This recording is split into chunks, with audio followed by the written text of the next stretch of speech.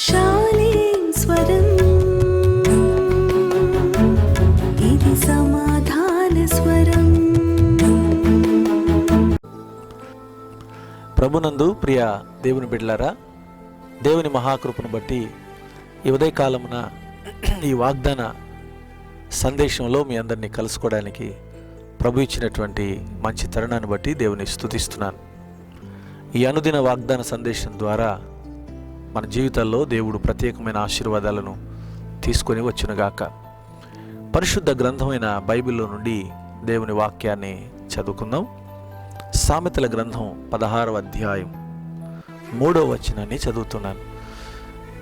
నీ పనుల భారము యెహోవా మీద ఉంచుము, అప్పుడు నీ ఉద్దేశములు సఫలమగును.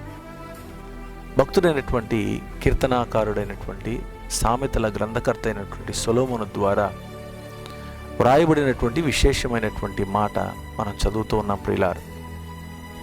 ఈ 16వ అధ్యాయం మొదటి నుంచి మనం చూస్తే హృదయాలోచనలు మనుష్యుని వశము, చక్కని ప్రత్యుత్తరం ఇచ్చుటకు యెహోవా వలన కలుగును అని చెప్తున్నాడు అని ప్రారంభించిన ఈ అధ్యాయంలో ఒక ఆశ్చర్యకరమైనటువంటి మాట రాయబడి ఉంది.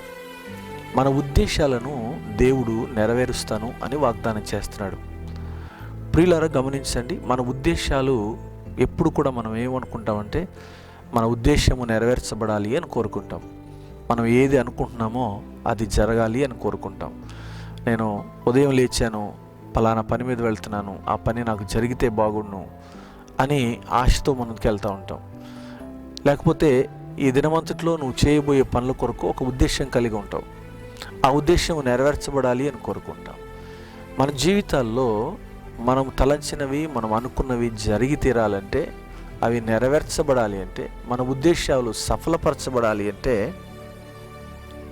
ఒక అద్భుతమైనటువంటి మాట ఈ సామెతల గ్రంథకర్త రాస్తూ ఉన్నాడు. నీ పనుల భారము యెహోవా మీద ఉంచుమన్నాడు. ఎప్పుడైతే మన భారము, మన ఆలోచన, మన ఉద్దేశము దేవుని మీద పెడతామో అప్పుడు మనం అనుకున్నవన్నీ సఫలపరచబడతాయి. చాలాసార్లు మనం ఏం చేస్తామంటే మన భారం అంతా తీసి మన కుటుంబ సభ్యుల మీదో, మన భారం అంతా తీసి ఎదుటి వ్యక్తి మీదో, మన భారం అంతా తీసి మన కింద పనిచేసే వాళ్ళ మీదనో, మన భారం అంతా తీసి ఇతర వ్యక్తుల మీద వేయడానికి ప్రయత్నం చేస్తాం.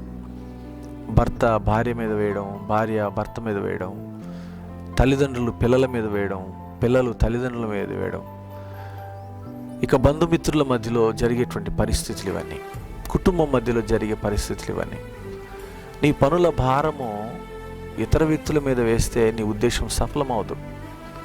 నీ పనుల భారము నీ తోటి వారి మీద వేస్తే సఫలపరచబడదు. నీ ఉద్దేశం నెరవేరాలి అని అంటే నీ పనుల భారం యెహోవా మీద వేయాలి.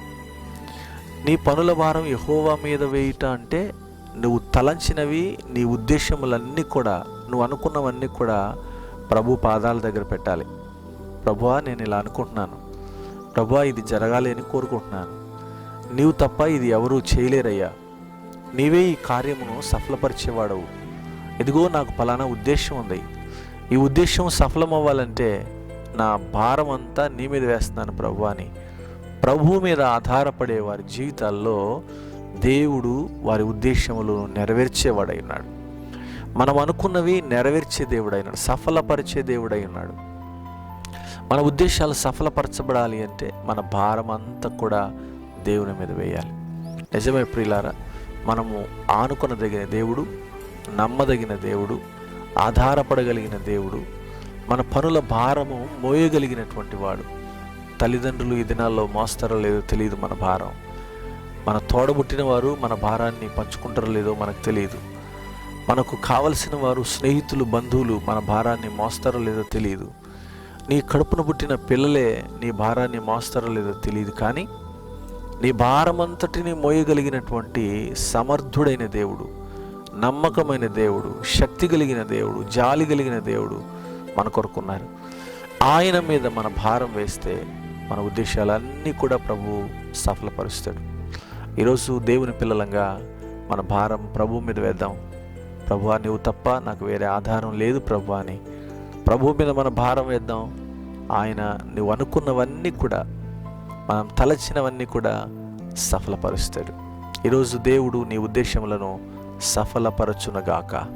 ఆమెన్. ప్రార్థన చేస్తాను. తల వంచి కళ్ళు మూసుకొనండి. పరిశుద్ధుడా, దయగల తండ్రి, నీకు వందనాలు. కొన్ని మాటలు నీ వాక్యంలోంచి ధ్యానం చేసామయ్యా.